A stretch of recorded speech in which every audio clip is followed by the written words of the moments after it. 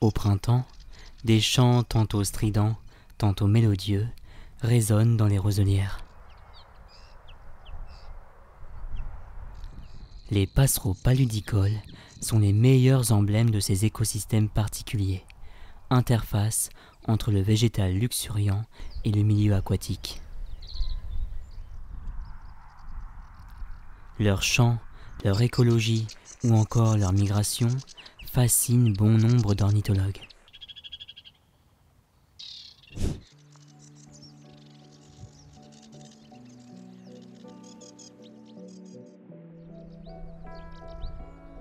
Les passereaux paludicoles sont intimement liés à l'écosystème de roselières, paludicole signifiant littéralement en latin « habitant les marais ».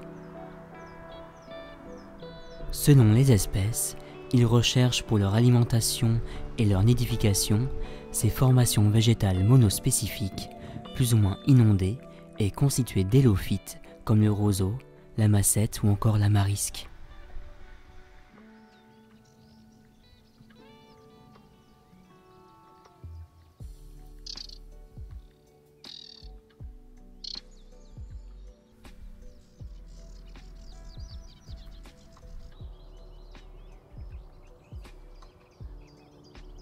De nombreuses espèces habitent nos marais, avec comme point commun général d'arborer une livrée plutôt discrète, couleur roseau, discrétion vite vengée par leur remarquable talent de chanteur.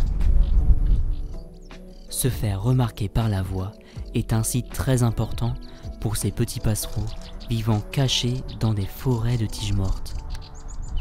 Les mâles chantent alors à gorge déployée pour défendre farouchement leur territoire et conquérir les femelles. La plupart sont des grands migrateurs transsahariens, nichant en Europe et hivernant en Afrique, pour retrouver leur alimentation, la plupart étant insectivores.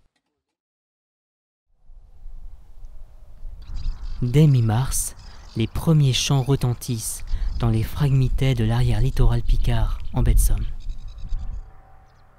Le phragmite des joncs nous revient tout juste d'Afrique et se répartit dans tous les milieux favorables, des grandes phragmitées aux présalés en passant par les buissons humides. Bien caché au cœur des roseaux, il finit souvent par entonner son pot pourri de son râpeux en évidence sur la tige d'un roseau et finit par s'envoler en papillonnant pour marquer son territoire.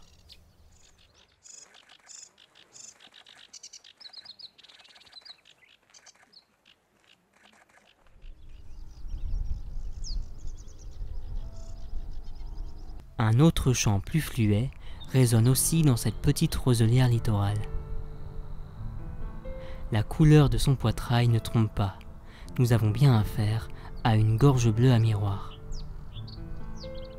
Cette belle espèce nous revient tout juste de ses quartiers d'hiver situés dans la péninsule ibérique. Elle apprécie les milieux marécageux composés de roselières, de buissons et d'herbes hautes, jusque dans les prés salés ou encore les champs de colza.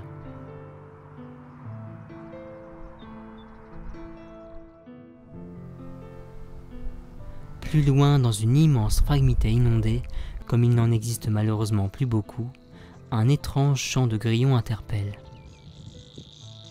Cette trille rapide évoque en effet plutôt un orthoptère, mais cela est bien un oiseau, et pas des moindres, c'est la locustelle lucignoïde. Bien que marron uni, on la reconnaît à sa longue queue large et à son port dressé lorsqu'elle chante.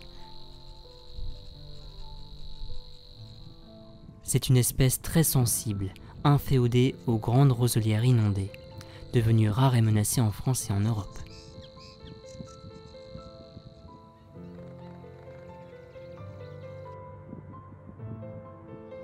On croise aussi dans des milieux moins aquatiques sa cousine, la locustelle tachetée.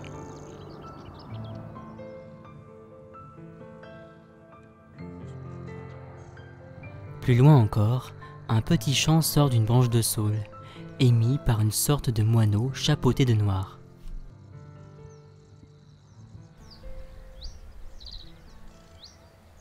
un mâle de Bruant des roseaux défend son territoire, perché sur son saule. Cette fois-ci, son bec conique et épais nous indique un mode de vie granivore, même s'il consomme aussi des insectes au printemps.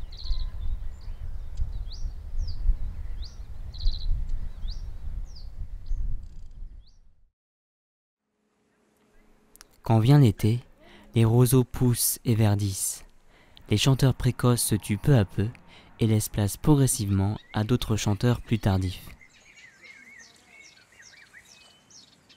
Bien caché dans la verdure, on entend un babil semblable au phragmite des joncs, en moins râpeux et plus monotone. La rousserolle effarvate est revenue d'Afrique plus tard que ses cousins, fin avril début mai.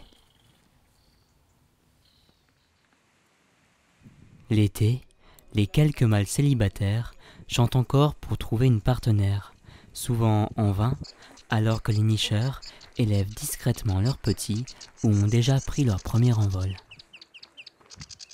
Dès fin juillet, les premiers mouvements migratoires sont perceptibles, où les oiseaux nous quittent pour gagner leur contrée d'hivernage ibérique ou africaine.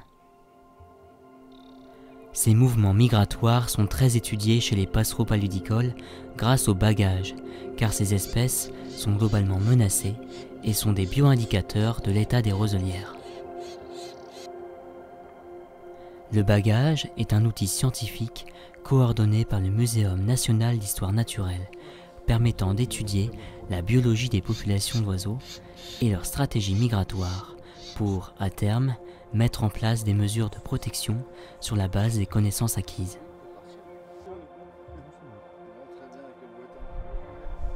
La santé de ces populations d'oiseaux paludicoles repose essentiellement sur la quantité et la qualité de leurs habitats. Malheureusement, les zones humides ont été dégradées et drainées depuis des siècles par l'homme, pour de multiples raisons.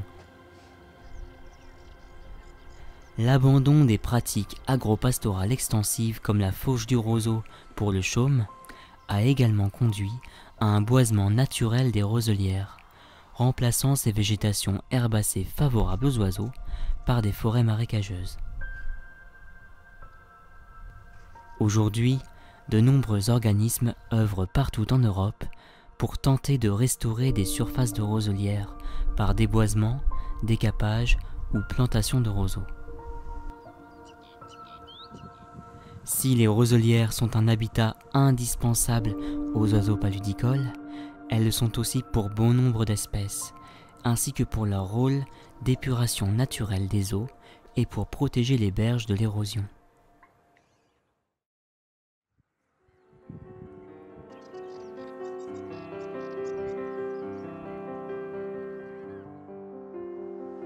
Les roselières sont des milieux naturels exceptionnels, pittoresques et indissociables des grandes zones humides préservées, malheureusement menacées et dont les charmants passereaux paludicoles nous sont les plus beaux emblèmes.